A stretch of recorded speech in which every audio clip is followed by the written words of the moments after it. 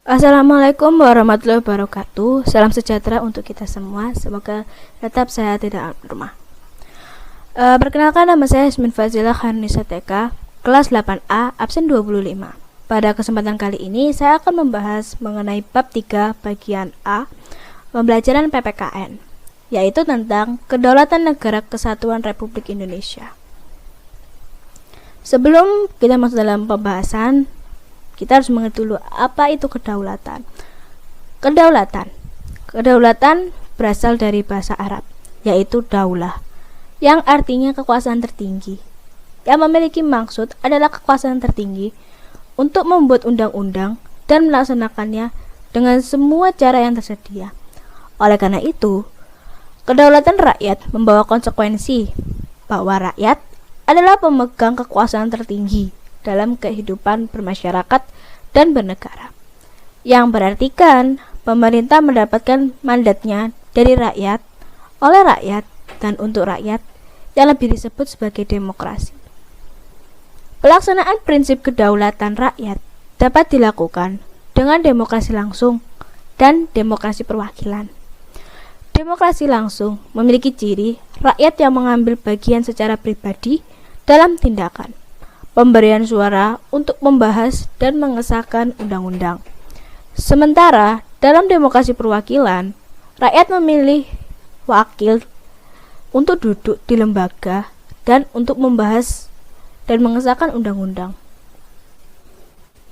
Sifat-sifat pokok kedaulatan. Menurut Jean Bodin, seorang ahli tata negara dari Prancis pada tahun 1500-an, kedaulatan adalah kekuasaan tertinggi untuk menentukan hukum dalam suatu negara. Kedaulatan memiliki 4 sifat pokok, yaitu asli, artinya kedaulatan tidak berasal dari kekuasaan lain yang lebih tinggi. Permanen, artinya kekuasaan itu tetap ada sepanjang negara tetap berdiri, walaupun pemerintah sudah berganti.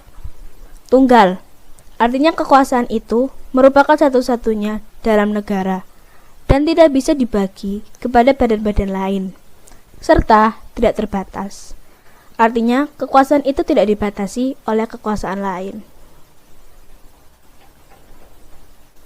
Bentuk-bentuk dari kedaulatan adalah kedaulatan dalam, yang berarti bahwa bangsa merdeka untuk memiliki kekuasaan untuk menyusun dan mengatur pemerintahan sendiri menurut kehendak sendiri dan berhak mengolah semua yang ada di wilayahnya tanpa campur tangan negara lain.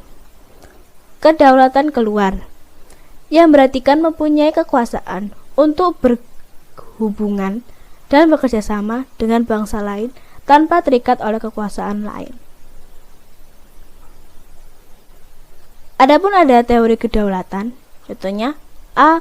Teori kedaulatan Tuhan. Teori ini adalah teori yang menyatakan bahwa negara dan pemerintah mendapat kekuasaan tertinggi dari Tuhan sebagai asal segala sesuatu. Teori ini biasanya dianut oleh raja-raja yang mengaku sebagai keturunan dewa dan bersifat mutlak dan suci.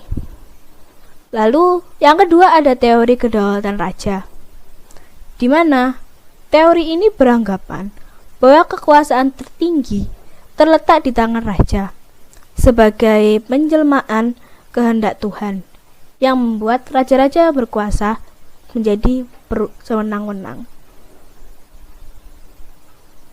Lalu ada teori kedaulatan negara, yaitu teori ini beranggapan bahwa kekuasaan tertinggi berada pada negara. Sumber kedaulatan adalah negara yang merupakan lembaga tertinggi kehidupan suatu bangsa. Kedaulatan ini timbul bersamaan dengan berdirinya suatu negara. Berdirinya kedaulatan ini membuat kepala negara menjadi bertindak seperti diktator.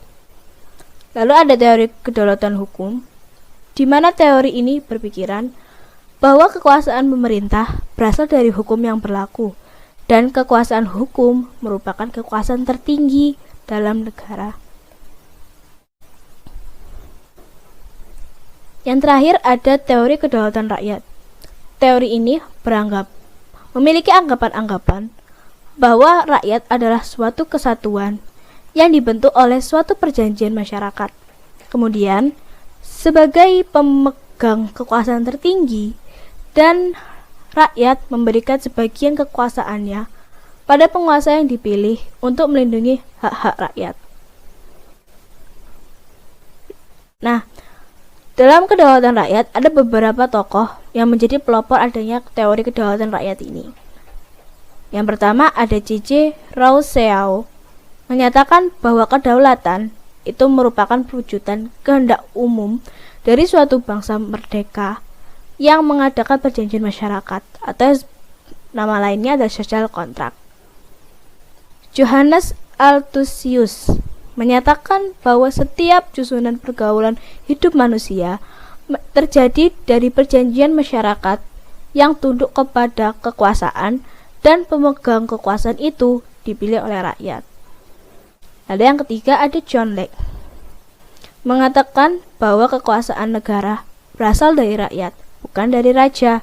Menurutnya, perjanjian masyarakat menghasilkan penyerahan hak-hak rakyat kepada pemerintah, dan pemerintah mengembalikan hak dan kewajiban asasi kepada rakyat melalui peraturan perundang-undangan.